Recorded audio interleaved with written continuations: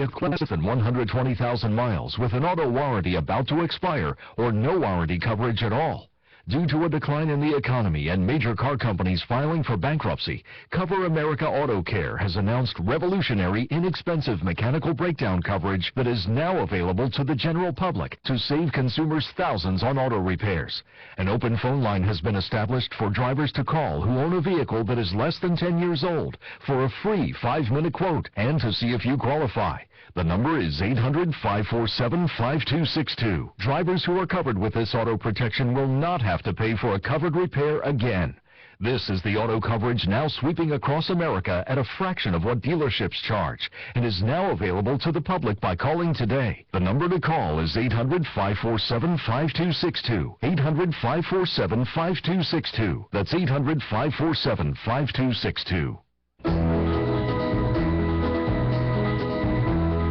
Everybody's talking at me. My guest, John LaBoudier, BootsBlastNewsMax.com. It's www.johnlabout. No. JOHNLEBOUT.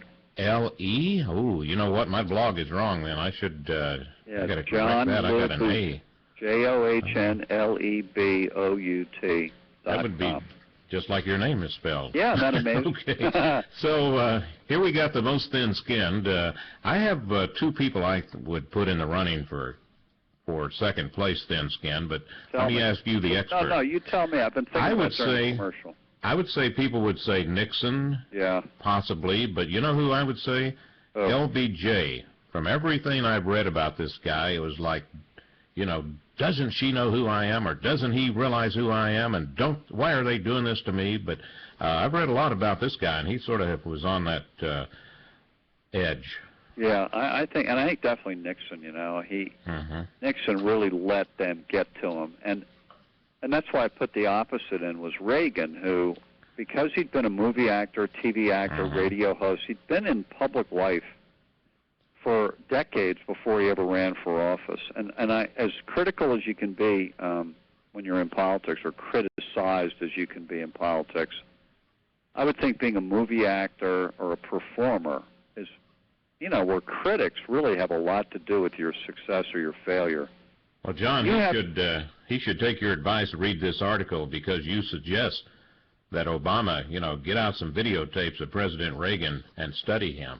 Yeah. And you know, you got to say, well, wait a minute, he was a Republican, I can't do that. That's exactly what he would say.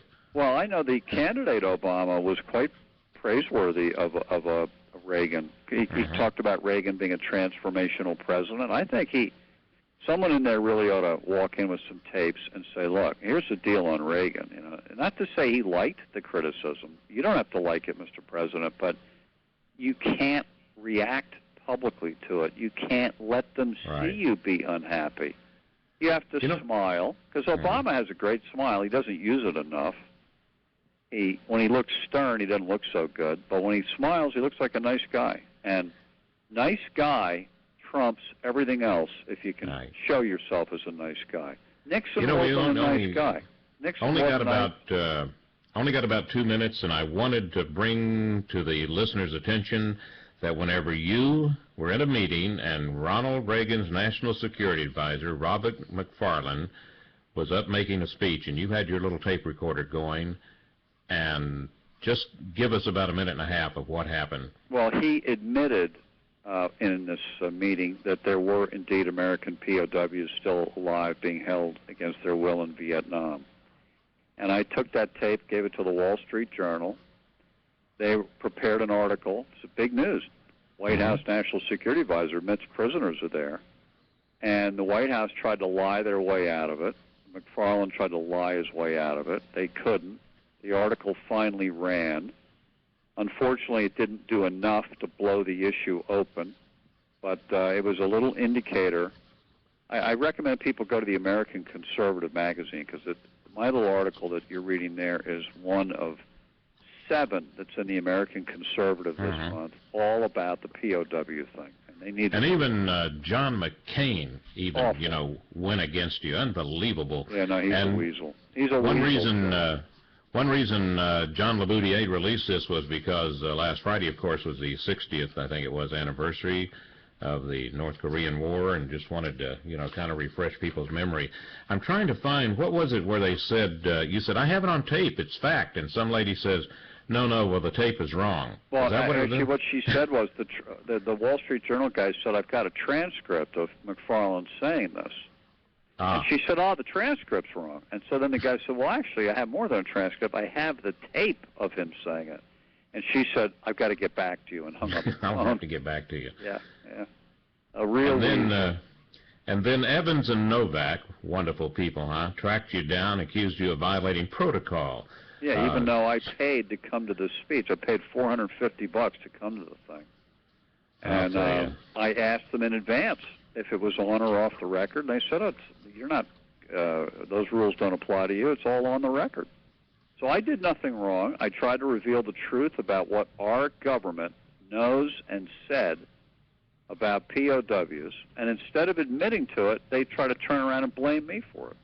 Boy, I'll tell you. Well, John, all out of time, and I certainly appreciate each and every visit. Once again, give your mom my best, and it is www.johnlebout, that's LEBOUT.com, and you can get all the great stories and information. Thank you, sir. We'll do it again. Thank you, Chuck. Talk to you soon.